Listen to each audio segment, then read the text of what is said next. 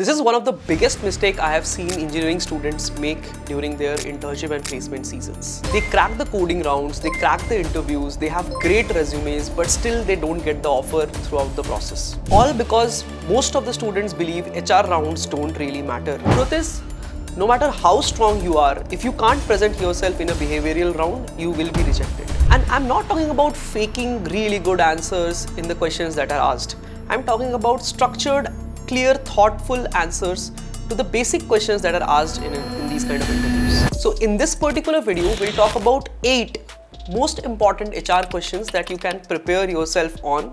And I'll also not just give you with the questions, but also the answers that you can roughly use in these kind of questions so that you can build your answers on top of it and be prepared very well. And I truly believe that these few minutes of preparation in this video will be the difference between either getting an offer or getting rejected in these rounds. So first of all, why is HR round super important? If you understand the process of selection, the first is resume shortlisting, then you get a OA link, online assessment link, which you give, then you have your multiple rounds of interviews, and then you have an HR round at the end.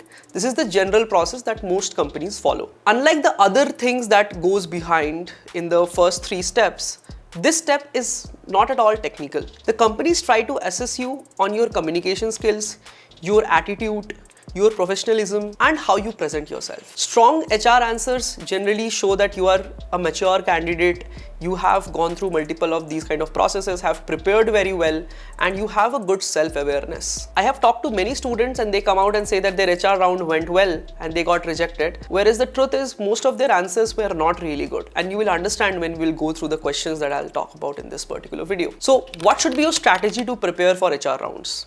Number 1, try to practice these questions and their answers out loud, speaking in a mock interview setup with your friend or your mentor. Second, focus on the clarity and the structure of the answers, not on using fancy English. It's not an English test. It's about structuring your thoughts and putting across a good point on the question that is asked. Third thing, don't ignore common questions or easy questions thinking that they are too easy and I'll just be able to answer them impromptu.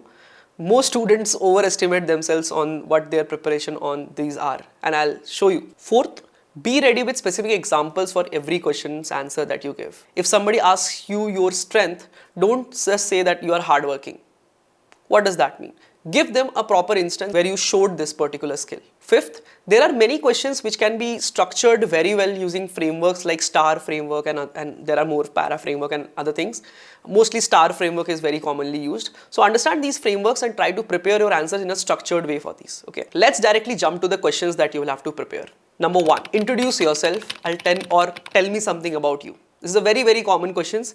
And in fact, this is a question that will be asked to you not in just HR round, but also in other technical rounds. So we'll talk about both the scenarios.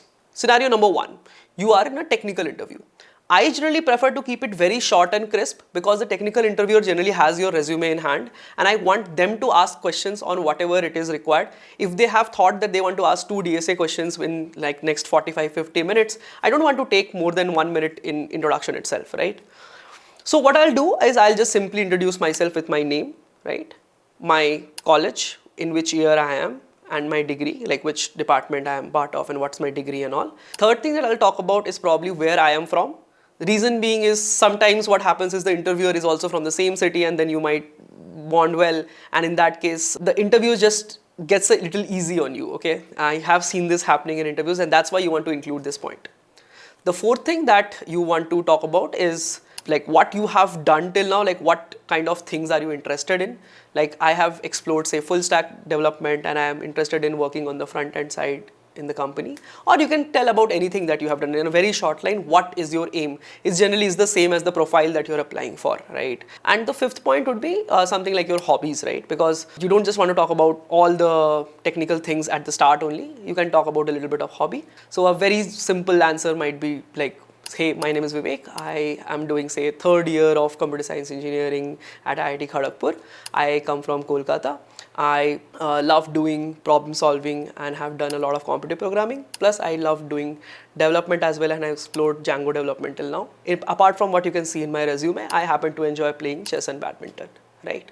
That could be a very short introduction for yourself. Then you move to your second part, which is the HR round. Now there what I expect you to do is you do the first three things as it is, and then what you have done till now, you try to elaborate that a little bit more, because number one, the person sitting in front of you is not technical. So you want to explain the things written in your resume in the same order, one by one, because the interviewer is scanning your resume from top to down. So I have done multiple different internships.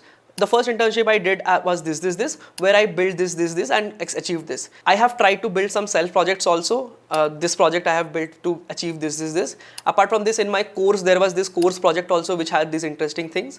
I happen to have also participated in different dramatic society things in my college as well as an extracurricular activity. So you can kind of give 1-2 line summaries of everything written in your like resume, and that will build like a 2-3 minutes kind of an introduction for you. This is what you can use in an HR round, right? Hiring manager round or HR round, where the expectation is not really technical. Okay, the second question. Let's say you are in an interview and the interviewer asks, tell me about your key strengths and weaknesses. I have asked many students, and you can answer like, hey, my strength is hardworking, weakness is time management. These are absolutely bad answers. You have to frame them with examples and all, right? I think many people they will be able to say something as a strength, because no matter what you say as a strength, like it's like praising yourself, so it doesn't really matter. The trickier part is what do you say as your weakness, right? So one thing that I have used is, when I was in my club, there was this activity going on, and in the team there was a lot of work to be shared, but it ended up that I was not able to delegate the work properly and ended up taking a lot of work on my own self, and eventually that leads to a lot of mismanagement and delegation problems. Some people feel that they are not included, whereas I was overwhelmed with the amount of work that I had. Even though that event completed successfully, I still felt that the management from my side or the delegation could have been done better. But now I have worked on this particular problem. I have learned basic key delegations and have started to plan things very well on document, so that the work responsibilities of people in any team project is kind of structured in a doc and is in front of everyone, so that nobody feels that they are left out. So these kind of answers you can create, right? Notice that I can say it was in the past, I had this situation where I faced this problem and I had shown this problem, and then I have worked on it now. So this is like a very basic way in which you can present this answer, right? So when you are picking strength and weakness, try to keep the strength related to the job and try to keep the weakness real and something you have worked upon, right? That's the key. Third question that I have seen interviewers asking is, tell me something that you want to improve about yourself. Quickly tell me, what is this asking?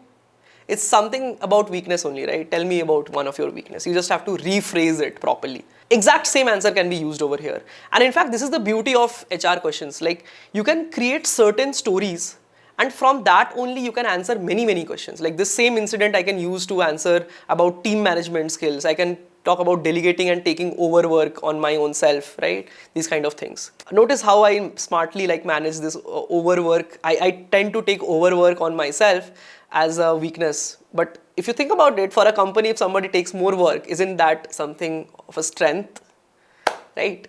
So these kind of things you can play around, you can build answers for yourself. By the way, I will add a course that has all these questions and their model answers available for you that you can prepare. Also, there are some more things that you have to keep in mind about these rounds. So check out that particular resource. It's added in the description. I'll also make sure that I add very detailed pointers in that particular course, okay? So the fourth question that can be asked to you is, tell me about a challenging scenario where you faced some problem and how did you tackle it? I feel when you are given these kind of situational questions, tell me like what was the challenge that you faced and all. It talks about a situation that you must have faced, right? So you have to prepare these kind of situations beforehand, right? And to answer these kind of questions, you need to have a framework also. STAR. What was the situation? What was the task at hand? What action did you take? And what was the result or a consequence as a result of it? Okay. Very simple. So suppose I have to answer this question, right? The situation was, in my college, I had taken a project under a professor, and I was working on a potential paper.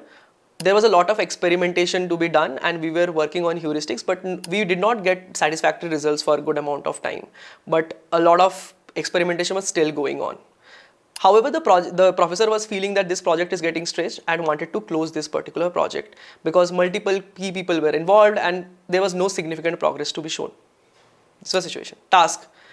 What I had to do was I had to talk to the professor and convince him regarding how could we make sure that this project is not closed and it will be delivered, right? Action. I created a proper plan on what all experiments will be ran in future and what are the potential things that we might see over there based on what we have done and what outcomes we have seen till now. Based on this, I created a proper plan and presented with my team to the professor so that we can continue with the projects for 3 more months. Result. As a consequence, the professor agreed to continue this project. At the end, we were able to get some good results and this particular project was finally submitted. It's still in progress and is being matured enough to be published as a paper. That can be a simple answer for this. Fifth question, very interesting. Where do you see yourself in 5 years? Right? I'm very, very sure all of you have heard about this question. How do you answer this? My general idea is I keep it to the role that I'm applying to. Suppose I'm applying for software engineer, right? So 5 years down the line, we know that a software engineer becomes a senior software engineer. So what I generally do is I tell that in 5 years down the line, I would love to be a senior software engineer who can contribute majorly to the company as well as and I'm mentoring junior. This is how I see myself 5 years down the line. Apart from this, I am very curious about AI ML these days because of the boom. Plus, I have been reading some papers. So I would love to explore this interest and also see how can this all be explored in the company scope as well. Something like this should be a good enough answer, I feel. You might also include some answer that might align with company's direction and all, but that's up to you how you want to frame it. I'm just giving a small instance for a small example that I sometimes use. Okay. Sixth question, why should we hire you?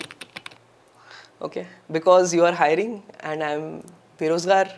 And not really. You have to frame it really well. You have to talk about what your skills are and how that's a fit for the role that you're being selected for. You can say that I have my skills in this, and I have some background hands-on work on this, which aligns to the requirements of this particular opening. Plus, I am very much interested in contributing to the company. You can include your strengths over here also, that I'm someone who takes a lot of ownership and has been shown hard work in the works that I have delivered previously. So I think that is some traits that you would love to have in someone you hire for this particular role. And include these things in your answer. So skill sets, work that you have done, how does it align to the requirement, and then your soft skills. That's how you build the answer for this. Seventh question, why do you want to work with us? Why this company, right? So no matter if you are applying for all companies, you have to say that I always wanted to apply for you. If you go and say a company that I'm applying for all company, it's like a dating scenario, right? I'm proposing every girl out there and you will not get selected. So you have to prepare it in a way that I have used your company's product, this, and I have loved the experience there. As a backend engineer, I would love to join the company, contribute to that product, plus learn myself as well. Something like this should be good enough. You might also include that you know someone in the team or something like that, some reference, small reference, and I would love to be part of this kind of team, something like that. So last question, sometimes the interviewer directly asks you about your hobbies. So prepare 2 hobbies, one like a little physical, one mental. Reason being is don't go and say that I love to read books and sleep. That's a very bogus answer, right? So you can say that I love to play badminton because as all my works are generally sedentary, it just keeps me active and also works for a small cardio. Apart from this, during my work when I get a little bored, I often switch to chess.com and love to play chess over there. This will be a very good answer for someone to answer this, right? See, all these questions are actually very, very simple. You don't have to worry too much about it. But again, you have to be prepared with the pointers that you have for these kind of questions, right? So I'm mentioning this again. I have talked about a course. I have linked that down in the description. You can check it out. And from there, you can prepare even more questions, answer, and you have a lot of model answers over there present. Remember, keep your answers short, crisp in like 60-90 minutes. Make sure that you have the situation things ready for different kind of things that whatever you are saying, right? Challenging scenario, when did you show teamwork and all these kind of situations, context should be ready for you. You don't need to give unnecessary hand movements. You can just sit down and straight away talk to the person as if you're just talking to a person directly, even if it's a virtual call, right? And you don't need to use fancy English, right? You don't have to sound like some English expert, but it should be understandable. And if you think you need some time to think, please pause, take like 30 seconds to 1 minute, prepare the answer and then deliver it. That is all for this particular video. If you have been asked any of these questions in your interview, let me know what was your experience like in the comments. Like the video, share this with people who might need it, and I'll see you in next such another video. Do check out the course that I've pinned, okay? Bye bye, see you next time.